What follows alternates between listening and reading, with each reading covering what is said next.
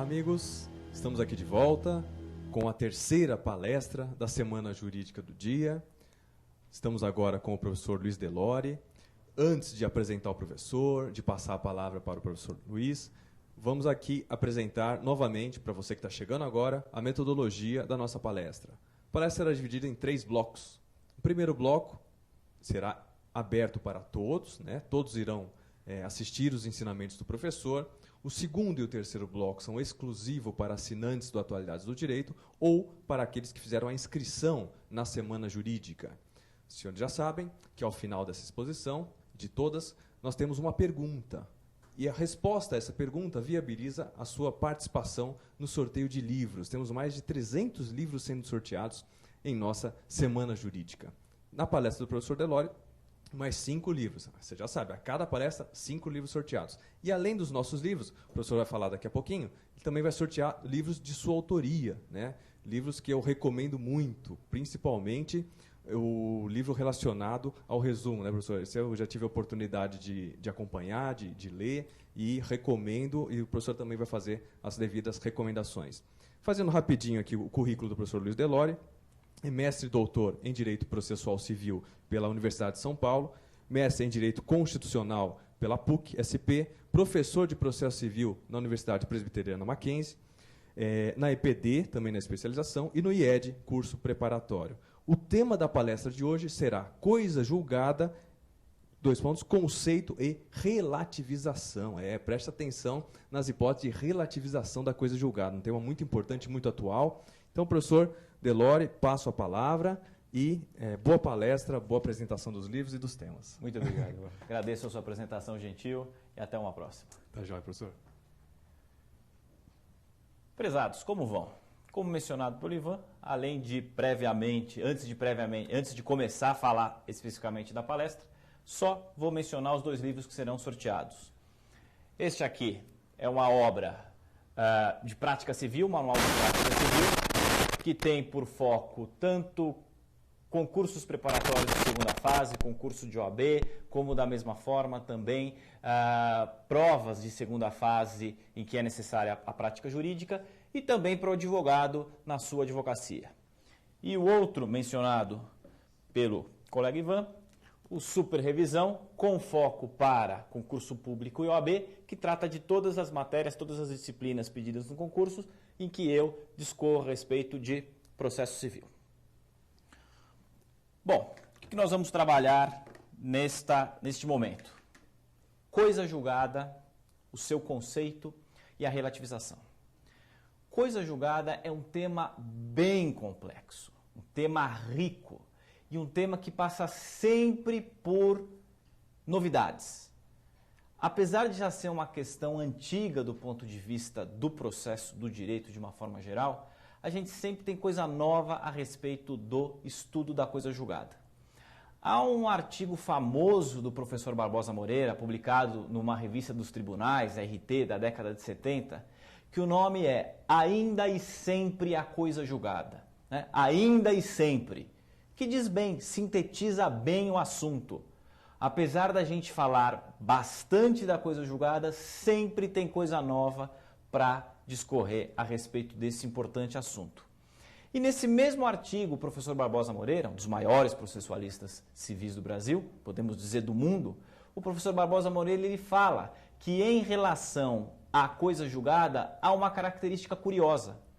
Quanto mais a gente estuda, maiores são as dificuldades. É curioso isso, mas é verdadeiro. Enfrentei o tema na minha dissertação de mestrado e, incidentalmente, também foi tratado no meu doutorado. E cada vez que a gente para estudar, a gente vê as dificuldades a respeito do assunto. Então, eu começo esse nosso breve encontro com essa ressalva. Né? Não existe unanimidade, não há 100% de certeza em relação à coisa julgada. E mais um destaque. Deveria, o quê? A coisa julgada ela quer trazer segurança jurídica. E hoje o tema mais atual em relação à coisa julgada, que busca a segurança jurídica, é exatamente a sua relativização, que é uma quebra na segurança em prol, vamos dizer, da justiça do caso concreto. E tem grandes embates na doutrina e na jurisprudência a respeito disso, Devemos ou não devemos relativizar? O que é a relativização? Quando cabe a relativização? Então, esses são os temas que a gente vai trabalhar neste encontro. Mas para a gente poder partir para isso, nesta primeira parte, neste primeiro bloco, quero tratar com os senhores propriamente do conceito, que apesar de em tese ser uma questão simples, não é. E a gente destaca isso pela primeira questão. Qual é a nomenclatura? Como que a gente chama? O primeiro destaque para os senhores, coisa julgada ou caso julgado. Começa daí. A gente está acostumado a falar em coisa julgado. Coisa julgada. Mas será que não seria mais adequado falar em caso julgado? Os romanos falavam em caso julgado, res judicata. Mas não no sentido res de coisa, dos direitos reais, do direito civil. Era no sentido exatamente de um caso apreciado. Isto, portanto, é o que nós levamos em consideração para começar a falar do Instituto. Os autores de Portugal preferem a nomenclatura caso julgado. Mas no Brasil foi consagrado o uso à nomenclatura coisa julgada. Então, claro, vou tratar com os senhores por coisa julgada. Mas lembrando que às vezes é muito mais fácil entender o Instituto a partir da nomenclatura caso julgado. Mas, por que surgiu a coisa julgada? Já comentei com os senhores. O grande objetivo da coisa julgada é segurança jurídica. E o processo, a relação processual como um todo, o processo não precisa da coisa julgada para existir. O processo pode existir sem a coisa julgada. Por exemplo, no âmbito criminal, a gente tem a qualquer momento, pelo réu, a possibilidade de se afastar a coisa julgada. Não é verdade? Isso acontece no âmbito do processo penal. No processo civil, não. No processo civil é distinto. Mas, portanto, o sistema processual admite que termine um processo, comece outro. Termine um processo e comece outro, discutindo a mesma coisa. Só que isso para a sociedade não é bom. Então o homem, o gênio jurídico romano, chegou uma hora e falou: precisamos colocar um ponto final. E a este ponto final se deu o nome de res judicata, traduzindo coisa julgada na linha do que eu já comentei com os senhores. E é uma necessidade prática. Tem uma hora que ninguém aguenta mais. Chega de debate, chega de discussão, chega de recurso. Vamos assentar e resolver o problema. Então, com isso, surge a coisa julgada. Ao longo da história, nós tivemos várias teorias relacionadas à justificação jurídica do instituto da figura da coisa julgada. Não temos tempo e não nos interessa aqui trabalhar com isso. Mas, ao longo dos anos, o conceito da coisa julgada mudou muito. E por muito tempo se entendeu que a coisa julgada era um efeito da sentença. Como assim efeito da sentença? Efeito da sentença é aquilo que a decisão judicial altera no mundo dos fatos. O que o juiz faz vai ter efeitos lá fora do processo. Então, por exemplo, o juiz condena alguém a pagar alguma coisa. O efeito dessa decisão é o dinheiro sair do réu e passar para o autor. Isso é o efeito da sentença. Classicamente, a gente fala em efeito condenatório, declaratório e constitutivo. De forma mais moderna, se fala também em efeito mandamental e executivo lato sensu. Mas, no passado se dizia que além destes efeitos, condenatório, declaratório e constitutivo, a coisa julgada era um efeito a mais da sentença. Só que isso está superado desde meados do século XX. Grande autor, grande processualista italiano, Enrico Túlio Liebman. O que o Liebman disse para nós? Liebman foi o primeiro autor a apontar que a coisa julgada é um efeito da sentença. Não é. Efeito da sentença, com perdão do trocadilho agora, efeito da sentença é uma coisa, coisa julgada é outra. Mas então o que é a coisa julgada? De forma bem sintética, imutabilidade e indiscutibilidade da sentença em virtude do trânsito em julgado. Tá claro? Efeito da sentença é aquilo que a sentença provoca no mundo dos fatos, no mundo da realidade. Esses são os efeitos da sentença. A coisa julgada não é um efeito da sentença. A coisa julgada é a imutabilidade e indiscutibilidade desta sentença em virtude do trânsito. Trânsito em julgado, lembrando, é o momento a partir do qual não houve a interposição de recurso, seja porque passou o prazo, seja porque não tem mais recurso, seja porque a parte não quis. Então, com o trânsito em julgado, a sentença de mérito, a sentença definitiva que aprecia a lide 269 do CPC, a sentença vai ser coberta pela coisa julgada. Pois bem, imutabilidade e indiscutibilidade. O que é isso? Esse é um ponto curioso. A doutrina muitas vezes passa de forma rápida. Alguns autores chegam até a falar que há identidade entre essas duas figuras, mas não é isso. Lembrando, regras de hermenêutica, a lei não traz palavras inúteis. Se o código, no seu artigo 467, aponta duas situações, imutabilidade e indiscutibilidade, a gente tem que então entender o que são essas duas figuras distintas. O que é o imutável? O que é o indiscutível? Normalmente, quando a gente fala em coisa julgada, todos nós, estudiosos, juízes, promotores, advogados, todo mundo pensa primeiro na imutabilidade. E qual seria um conceito simples, fácil, prático? E aqui eu estou me inspirando no professor José Inácio Botelho de Mesquita, que tem um trabalho primoroso a respeito do tema. O livro chama A Coisa Julgada, publicado pela Editora Forense. Vale a pena quem quiser aprofundar, conhecer essa obra. Esses conceitos eu estou trazendo na linha do professor Botelho de Mesquita. Quais são os conceitos? Qual é o conceito de imutabilidade? Acompanha comigo. Por imutabilidade, a gente pode entender a impossibilidade de rediscussão da lide já julgada. Como? Isso acontece com a proibição de propositura de ação idêntica, ou seja, de repropositura de uma demanda idêntica àquela já anteriormente proposta, julgada, decidida e transitada em julgado. Como dito, este é o conceito que normalmente nós temos de coisa julgada, o aspecto da imutabilidade.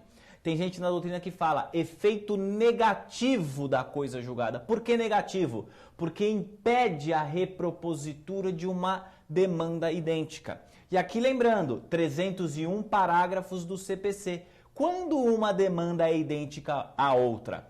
A tríplice identidade, partes, causa de pedir e pedido. Quando eu tenho duas demandas em que há as mesmas partes, causa de pedir e pedido, eu tenho uma demanda idêntica à outra. Se as duas estiverem tramitando ao mesmo tempo no judiciário, o que acontece? Extingue o segundo processo sem resolução de mérito pela litispendência. Se o primeiro processo já foi julgado, já transitou em julgado, a gente extingue o segundo processo pela coisa julgada, exatamente pela coisa julgada. Diante disso, eu só vou falar em imutabilidade quando tiver exatamente duas demandas idênticas, partes, pedidos e causa de pedir, só. Mas vamos concordar que isso não é algo que se vê todo dia no foro. Isso acontece ou por desconhecimento, isso acontece, a parte procura um advogado, o processo começa a demorar, infelizmente, pelo judiciário moroso, a parte fala, esse advogado não está fazendo nada, a parte procura outro advogado, o outro advogado propõe a mesma demanda e só descobre depois. Isso acontece, ou seja, desconhecimento. Ou por má fé. O próprio advogado sabe de uma demanda anterior já extinta, ele vai lá e propõe uma outra. É o que mais acontece. ou má-fé ou desconhecimento para fins da imutabilidade, em que duas ações iguais são propostas. A primeira já julgada, a segunda extingue pela coisa julgada imutabilidade. Mas coisa julgada não é apenas imutabilidade. Coisa julgada também é indiscutibilidade. E o que é a indiscutibilidade? Acompanhem comigo o conceito. A indiscutibilidade faz com que, num futuro e segundo processo diferente do anterior. E por que diferente do anterior? Porque se forem iguais, pronto, resolve pela imutabilidade. E a conclusão do juiz no primeiro processo tem de ser observada e respeitada pelo juiz do segundo processo. Portanto, com a indiscutibilidade, o juiz do segundo processo está obrigado pela coisa julgada a tomar como premissa da sua decisão a conclusão a que o juiz anteriormente chegou no primeiro processo. Tá claro, senhores? O que nós temos aqui então? Duas ações não idênticas, mas parecidas, com diferença na causa de pedir ou no pedido. Mas como não são duas ações idênticas, o que vai acontecer? Eu não posso extinguir. Só que o juiz do segundo processo não pode mudar a conclusão do juiz do primeiro processo. Se ele fizer isso, o juiz do segundo processo estará discutindo o que deve ser indiscutível. Estão vendo o que é distinto? Percebem a diferença? Imutável. A decisão judicial não pode ser modificada. Como eu consigo isso? Impede a repropositura. Extingue o segundo processo. Indiscutível. A conclusão do juiz no primeiro processo não pode ser alterada. Não pode ser discutida. Só que, como não há a tríplice identidade, não haverá a extinção do segundo processo. O segundo processo vai ser julgado no mérito. E o réu vai buscar o quê? Vai buscar a improcedência do pedido. Ou, dependendo, né, se for o autor alegando coisa julgada, a procedência do pedido. É importante entender isso. Imutabilidade leva à extinção. Por isso, efeito negativo. Indiscutibilidade leva a julgamento de mérito, tomando a conclusão como base para o segundo processo. Nesse sentido, nós estaremos diante do chamado efeito positivo da coisa julgada. Vamos trabalhar com um exemplo para concluir esse nosso primeiro bloco?